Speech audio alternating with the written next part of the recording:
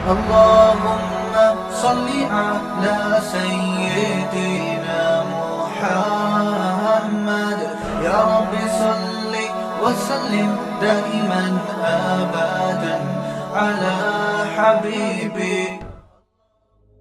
قرآن کہہ رہا ہے اقیم الصلاۃ لدلوک الشمس. پیچھے قرآن نے تذکرہ کیا کہ رسول اللہ صلی اللہ علیہ وسلم پر اتنا زیادہ مشرکین کا دباؤ ہے کہ قرآن کہتا ہے کہ اگر ہم آپ کو ثابت قدم نہ رکھتے تو آپ بھی ان کی طرف مائل ہو جاتے. تو ظاہر ہے بہت سخت دباؤ اور جبر ہے آپ کے اوپر. تو ایسے موقع پہ ایسا کام کرنے کی ضرورت ہے جس سے آپ کو ثابت قدمی ملے اور اللہ کا قرب حاصل ہو. تو اس کا سب سے بہترین طریقہ قرآن کہتا ہے نماز ہے. یعنی اے نبی صلی اللہ علیہ وسلم آپ نماز کو مضبوطی سے تھامیے تاکہ آپ کو ثابت قدمی ملے, آپ کو اللہ کا قرب ملے. کیونکہ جس اللہ کے لیے کام کیا جا رہا ہے نا, جب تک اس اللہ سے رشتہ مضبوط نہیں ہوگا تو اس کام میں آپ ثابت قدم نہیں رہ سکتے. اور اللہ سے رشتہ مضبوط کرنے کا سب سے بڑا ذریعہ نماز ہے. اس لیے قرآن کہتا ہے اقیم الصلاۃ, آپ نماز قائم کیجئے لدلوک الشمس, سورج کے ڈھلنے کے وقت. سورج کب ڈھلتا ہے؟ جب بالکل بلندی پہ جا کے ڈھلنا شروع ہوتا ہے تو ظہر کا وقت شروع ہوتا ہے. الی غسق اللیل, رات کے اندھیروں تک. یعنی اس میں 4 نمازیں آ گئیں. سورج جب ڈھلتا ہے نا بالکل بلندی پر ہوتا ہے, تھوڑا سا ڈھلتا ہے ظہر کا وقت, مزید ڈھلان پیدا ہوتی ہے عصر کا وقت, مزید ڈھلتا ہے مغرب کا وقت, اور پھر الی غسق اللیل, سورج تو غائب ہو جاتا ہے مغرب کے بعد, پھر رات کے اندھیرے میں یعنی عشاء کا وقت. وقرآن الفجر, اور فجر کے وقت میں, فجر کی تلاوت کے وقت میں. تو قرآن میں اشارہ کر دیا کہ اصل تلاوت کا وقت ہے ہی فجر کا. آج بعض اماموں کو ہم نے دیکھا فجر میں بڑی مختصر تلاوت کرتے ہیں, یہ بالکل غلط ہے. سنت ہے فجر میں طوال مفصل یعنی سورہ حجرات سے لے کے سورہ بروج تک کی جو لمبی لمبی صورتیں ان کو تلاوت کیا جائے. تو فجر کے قرآن کے وقت بھی آپ نماز قائم کیجئے. ان قرآن الفجر, بے شک فجر کا جو قرآن ہے, فجر میں جو تلاوت ہے, کان مشہودا, اس میں حاضر ہوتے ہیں. کون حاضر ہوتے ہیں؟ حدیث سے پتہ چلتا ہے فرشتے. فجر کا وقت اتنا مبارک وقت ہے جب اس میں امام صاحب قرات کرتے ہیں اور لوگ ہاتھ باندھ کے پیچھے امام کی قرات سنتے ہیں. ایک خاص سکینت نازل ہوتی ہے اللہ کی طرف سے, اور فرشتے بھی اس تلاوت میں نازل ہوتے ہیں. صحیح حدیث سے یہ بات ثابت ہے کہ فرشتے جو تبدیل ہوتے ہیں نا ان کے آنے جانے کا وقت اور فجر اور عصر میں ہے. وہ جو فجر میں فرشتے آتے ہیں انسان کی حفاظت کے لیے, لہو معقبات من بین یدیہ ومن خلفہ یحفظونہ من امر اللہ. بہت ساری مخلوق اس کائنات میں ایسی ہے جہاں تک سائنس نہیں پہنچی اور ہو سکتا ہے قیامت تک پہنچ ہی نہ سکے. وہ انسان کی عقل سے بالاتر ہے وہ مخلوق, اور یہ بھی ممکن ہے پہنچ جائے سائنس ترقی کر کے. وہ مخلوق انسان کو نقصان پہنچانے کی کوشش کرتی ہے. تو اس مخلوق سے بچانے کے لیے جن میں جنات ہیں سر فہرست, ان سے بچانے کے لیے اللہ نے فرشتوں کا انتظام کیا ہے. تو حدیث میں آتا ہے صبح و شام, قرآن سے بھی یہ بات ثابت ہے, صبح و شام فرشتوں کی باریاں چینج ہوتی ہیں اور وہ ہماری حفاظت کے لیے اللہ کی طرف سے متعین ہوتے ہیں. تو ان کی جو حاضری ہے ان فرشتوں کی وہ فجر کے وقت میں ہوتی ہے. اور یہ بھی حدیث سے ثابت ہے کہ بہت سے فرشتے صرف تلاوت سننے کے لیے زمین پہ اترتے ہیں. تہجد کے بارے میں حدیث میں آتا ہے کہ جب کوئی شخص تہجد میں قرآن کی تلاوت کرتا ہے تو فرشتے آنا شروع ہوتے ہیں اور اس کے جو ہے نا لبوں پہ اپنے منہ کو رکھ لیتے ہیں اس کی تلاوت کو چکھنے کے لیے. اتنا فرشتوں کو لطف محسوس ہوتا ہے تہجد کی تلاوت میں. اور پھر وہ تانتا بناتے بناتے جو ہے نا ایک دوسرے پہ سوار ہوتے ہوتے آسمان کی بلندیوں تک پہنچ جاتے ہیں. تو فجر کی نماز میں بھی یہ فضیلت ہے. تو آگے اللہ فرماتے ہیں کہ اللہ نے فجر کی نماز کی فضیلت کو بیان کیا. آگے اللہ فرماتے ہیں وَمِنَ اللَّيْلِ, یہ تو 5 نمازیں ہو گئیں, یہ تو ساری امت پہ فرض ہیں, لیکن رات کے کچھ حصے میں فَتَہَجَّدْ بِهِ, بِهِ کا مطلب اس حصے میں آپ نے تہجد پڑھنی ہے, نافلۃ لک, اے محمد صلی اللہ علیہ وسلم یہ آپ کے لیے اضافہ ہے. کیا مطلب؟ یا تو نبی صلی اللہ علیہ وسلم پہ 6 نمازیں فرض تھیں, یعنی 5 فرض کے علاوہ تہجد بھی فرض تھی. تو اس لیے قرآن نے کہہ دیا کہ امت پہ تو 5 فرض ہیں نافلۃ لک, لیکن یہ تہجد آپ کے لیے اضافی ہے, یعنی آپ پر 6 نمازیں فرض ہیں.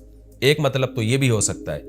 اور جو علماء اس کے قائل ہیں کہ نہیں نبی پر تہجد فرض نہیں تھی, تو ان کے نزدیک اس آیت کی تفسیر یہ ہوگی کہ یہ آپ کے لیے ایک اضافہ ہے اللہ کے قرب حاصل کرنے کا. یعنی 5 نمازیں تو پڑھنی ہی پڑھنی ہے, لیکن آپ اللہ کے قرب کے لیے ایک اضافی چیز بھی آپ کو دی جا رہی ہے تاکہ آپ کے درجات اور زیادہ بلند ہو. تو ایسی صورت میں یہ صرف نبی کے ساتھ خاص نہیں ہے, کیونکہ خطاب نبی سے چل رہا ہے اس لیے اللہ نے کہہ دیا آپ کے لیے اضافہ, ورنہ حقیقت میں پوری امت کے لیے یہ اضافہ ہے. آگے اللہ فرماتے ہیں عسیٰ ان یبعثک ربک, امید ہے کہ آپ کو آپ کا رب پہنچا دے مقام محمود تک. یہ مقام محمود کیا ہے؟ شفاعت کبریٰ، یعنی تمام پیغمبر نبی کے پاس آئیں گے کہ آپ سفارش سے آغاز کریں، یعنی سفارش کا آغاز آپ سے ہوگا، پھر آپ صلی اللہ علیہ وسلم سفارش کریں گے۔ تو یہ ایک سب سے اونچا مقام ہے جو اللہ قیامت کے دن رسول اللہ صلی اللہ علیہ وسلم کو دے گا، اور جس سے آپ کی تمام پیغمبروں پر فضیلت ثابت ہو جائے گی کہ جب تک آپ کی طرف سے شفاعت کی ابتدا نہیں ہوگی کوئی اور پیغمبر سفارش نہیں کریں گے۔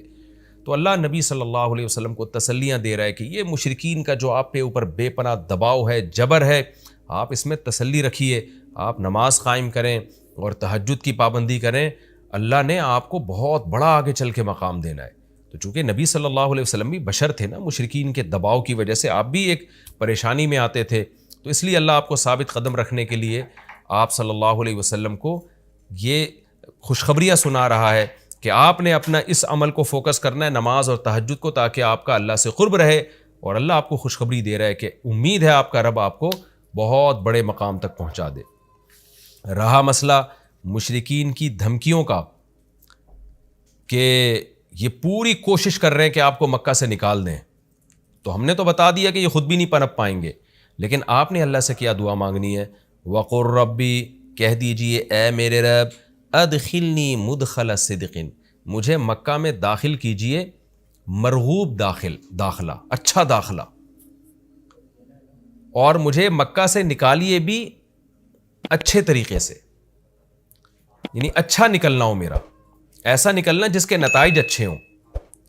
اس میں اشارہ ہے کہ آپ صلی اللہ علیہ وسلم کو مکہ سے نکالنے پر مجبور کیا جائے گا، اور ایک وقت آئے گا کہ آپ مکہ سے نکلیں گے۔ تو اللہ اپنے حبیب صلی اللہ علیہ وسلم کو پہلے سے دعا سکھا رہے ہیں کہ آپ اللہ سے دعا مانگیں، اللہ جب میں نکلوں تو میرا داخلہ بھی اچھے طریقے سے ہو اور میرا نکلنا بھی اچھے طریقے سے ہو، یعنی پسندیدہ نکلنا ہو۔ سوال پیدا ہوتا ہے نکلنے کا عمل تو پہلے ہے اور مکہ میں داخلے کا عمل بعد میں، تو نکلنے کا تذکرہ پہلے ہونا چاہیے کہ اللہ مکہ سے مجھے اچھی طریقے سے نکال، اور مکہ میں مجھے داخل بھی اچھے طریقے سے کرنا، تو داخلے کا تذکرہ پہلے کیوں؟ تو اس میں بلاغت کا ایک نقطہ ہے کہ پیغمبر کا بنیادی مقصد وہ ہدف ہے جو پیغمبر دنیا میں لے کے آئے ہیں، تو اس کی آغاز تو مکہ سے کرنا ہے جس میں آپ کو بھیجا گیا، جو ابراہیم علیہ السلام کا شہر ہے، جہاں بیت اللہ ہے، اسلام کا مرکز تو اس جگہ سے بننا ہے۔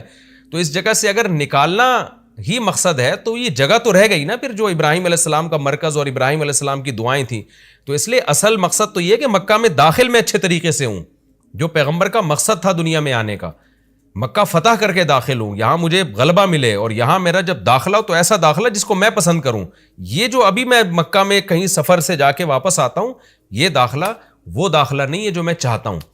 تو چونکہ مکہ سے نکلنا مقصد نہیں ہے، نکالا اس لیے جا رہا ہے تاکہ داخلہ ایک طاقت کے ساتھ ہو اور اچھے طریقے سے داخلہ ہو، اس لیے اس داخلے کا تذکرہ پہلے کیا جا رہا ہے۔ ہاں وہ داخلہ اس وقت تک ممکن نہیں ہے جب تک مکہ سے ایک دفعہ آپ کا خروج نہ ہو، تاکہ مدینہ میں ریاست بنے اور آپ 10,000 کا لشکر لے کر فاتحانہ انداز سے مکہ میں داخل ہوں، اور جس مقصد کے لیے اللہ نے آپ کو بھیجا تھا وہ مقصد پورا ہو۔ تو وہ مقصد نکلے بغیر پورا ہو نہیں سکتا، اس لیے نکلنے کا تذکرہ کر دیا، ورنہ اصل مقصد تو یہ ہے کہ اللہ میں مکہ سے نکلنا نہیں چاہتا، میں مکہ میں داخلہ چاہتا ہوں۔ داخلہ ایسا ہونا چاہیے مدخل صدق، سچا مرغوب داخلہ ہونا چاہیے۔ چنانچہ اللہ نے آپ کی دعا قبول کی، اور جب نبی مکہ میں داخل ہوئے نکلنے کے بعد تو کیسا بہترین آپ نے کا داخلہ ہوا کہ 10,000 کا لشکر لے کر آپ گئے، اور مشرکین مکہ آپ سے معافی کی بھیک مانگ رہے تھے۔ تو یہ مکی آیتیں اس وقت تو ظلم کے پہاڑ توڑے جا رہے تھے، لیکن پیغمبر سے اس طرح کی دعائیں کروائی جا رہی تھیں، وَأَخْرِجْنِي مُخْرَجَ صِدْقٍ، اور اللہ مرغوب نکلنا ہو، یعنی جب میں نکلوں تو بھی میرا اچھا ٹھکانہ ہو۔ چنانچہ آپ کا نکلنا بھی بڑا اچھا ہوا کہ پورا مدینہ آپ کے استقبال میں کھڑا ہوا تھا، اور طلع البدر علینا من ثنیۃ الوداع، یہ جو ترانے ہیں یہ مدینہ کی بچیاں آپ کے استقبال میں پڑھ رہی تھی۔ تو آپ کا نکلنا بھی اچھا ہوا، یعنی مدینہ میں داخلہ جو مکہ سے نکل کے، اور پھر جو مکہ میں آنا وہ تو اس سے بھی زیادہ عزت اور شان کے ساتھ ہوا۔ وَاجْعَلْ لِي مِن لَّدُنْكَ سُلْطَانًا نَصِيرًا، اور اللہ تو بنا دے میرے لیے اپنے پاس سے زبردست طاقت جس میں میری مدد ہو، غلبہ دے دے مجھے مشرکین پر۔ یہ بھی مستقبل کی دعا ہے جو ان حالات میں نبی سے منگوائی جا رہی ہے، اور اللہ نے آپ کی ساری دعاؤں کو قبول کیا، سلطان نصیر بھی دے دیا آپ کو، غلبہ بھی دے دیا مکہ پہ، ایسا غلبہ جس میں اللہ کی مدد تھی، اور وہ کمزور غلبہ نہیں تھا، طاقتور غلبے کو سلطان کہا جاتا ہے۔ اور مدینہ میں جانا بھی آپ کا پسندیدہ ہوا اور مکہ میں آنا بھی آپ کا پسندیدہ ہوا. اور اے نبی آپ یہ بھی کہہ دیجئے جاء الحق، حق آ چکا ہے، وزہق الباطل، اور باطل فنا ہو چکا ہے. حالانکہ جس وقت یہ دعا منگوائی جا رہی تھی باطل فنا نہیں ہوا تھا. لیکن ماضی سے جب کسی چیز کو تعبیر کیا جاتا ہے تو یہ بتانے کے لیے گویا یہ کام ہو چکا ہے، حالانکہ ہوا نہیں، ہوگا. لیکن نبی کی زبان سے نکلوایا جا رہا ہے کہ آپ مشرکین میں اعلان کر دیں کہ بس یہ کام ہو چکا ہے، حق آ گیا، باطل ختم. اور یعنی ہوگا تو فیوچر میں، لیکن گویا ابھی ہو چکا ہے. اتنا یقینی ہے کہ میں تمہیں اس کی پہلے سے خبر دے چکا ہوں کہ باطل اب پنپنے نہیں پائے گا کیونکہ حق اب آ چکا ہے. ان الباطل کان زہوقا، اور باطل تو ہے ہی فنا ہونے والی چیز. جب حق آتا ہے تو باطل فنا ہو جاتا ہے. نبی صلی اللہ علیہ وسلم جب مکہ مکرمہ میں داخل ہوئے نا تو آپ بتوں کو چھڑیوں سے گراتے تھے، چھڑی سے. مکہ میں داخل ہو کے 360 بت کو ایک ایک کر کے چھڑی مارتے تھے اور وہ بت الٹے لڑکتے تھے. تو آپ اس موقع پر یہ آیت پڑھ رہے تھے کہ جاء الحق وزہق الباطل ان الباطل کان زہوقا. کیا کیفیات بنتی ہوں گی صحابہ کی اور پیغمبر کی اس وقت کہ جو خوشخبری ان کو 13 سال پہلے دی گئی تھی، کئی سال پہلے دی گئی تھی اور یقینی دی گئی تھی کہ یہ ہو چکا، تو اللہ نے اپنی آنکھوں سے دکھا دیا کہ کیسے بتوں کو بیت اللہ سے نکالا جا رہا ہے اور اللہ کے گھر کو کیسے شرک سے پاک کیا جا رہا ہے. وَنُنَزِّلُ مِنَ الْقُرْآنِ مَا هُوَ شِفَاءٌ وَرَحْمَةٌ لِّلْمُؤْمِنِينَ، اور قرآن کہہ رہے ہیں ہم قرآن نازل کرتے ہیں جس میں مومنین کے لیے شفا ہے. یعنی اے نبی آپ کی تسلی کے لیے اور بھی ہم بتائیں آپ کو کہ ہم یہ جو آیتیں نازل کر رہے ہیں نا اس میں مومنین کو بھی شفا مل رہی ہے، ان کی اصلاح ہو رہی ہے شرک سے اور برے عقیدوں سے، اور مسلمانوں کے لیے یہ رحمت ہے، ان کو تسلیاں بھی مل رہی ہیں. وَلَا يَزِيدُ الظَّالِمِينَ إِلَّا خَسَارًا، اور ظالمین کے خسارے میں اضافہ ہو رہا ہے کیونکہ ظالمین اس پر عمل نہیں کر رہے، حجت تمام ہو رہی ہے. وَإِذَا أَنْعَمْنَا عَلَى الْإِنسَانِ أَعْرَضَ وَنَأَىٰ بِجَانِبِهِ، قرآن کہتے ہیں ہم جب انسان پر احسان کرتے ہیں تو وہ اعراض کرتا ہے اور اپنے پہلو کو ہٹا دیتا ہے. نعمت ملنے کے بعد بجائے اللہ کے قریب ہونے کے اللہ سے دور ہوتا ہے. وَإِذَا مَسَّهُ الشَّرُّ، اور جب انسان کو کوئی مصیبت پہنچتی ہے كَانَ يَئُوسًا، تو مایوس ہونے لگتا ہے. یعنی انسان کے بارے میں شکایت کی جا رہی ہے کہ اس کا اللہ پر ایمان نہیں ہے. پیغمبر کا مقصد ہے اللہ سے جوڑنا. تو یہ جو مشرکین ہیں جو اللہ کو نہیں مانتے، یہ خوشیوں میں بھی اللہ کو بھولتے ہیں اور غم میں بھی اللہ کو بھولتے ہیں، اسباب کو دیکھتے ہیں. لہٰذا جب اسباب کو آپ دیکھتے ہو اور پریشانی آتی ہے تو اسباب بتا رہے ہوتے ہیں پریشانی دور نہیں ہو سکتی، تو مایوس ہونے لگتے ہیں، ڈپریشن میں جاتے ہیں. اور جب خوشی آتی ہے تو اپنا کمال سمجھتے ہیں، لہذا اترانے لگتے ہیں اور خدا سے دور ہو جاتے ہیں. تو اے نبی ان سے کہہ دیجئے کل یعمل علی شاکلتہ، ہر شخص اپنی نیچر کے مطابق عمل کر رہا ہے. اچھے لوگ کیا کرتے ہیں کہ جب انہیں خوشی ملتی ہے تو شکر ادا کرتے ہیں، اور غم آتا ہے تو مایوس نہیں ہوتے، ان کو پتہ ہے غم اللہ دور کر سکتا ہے.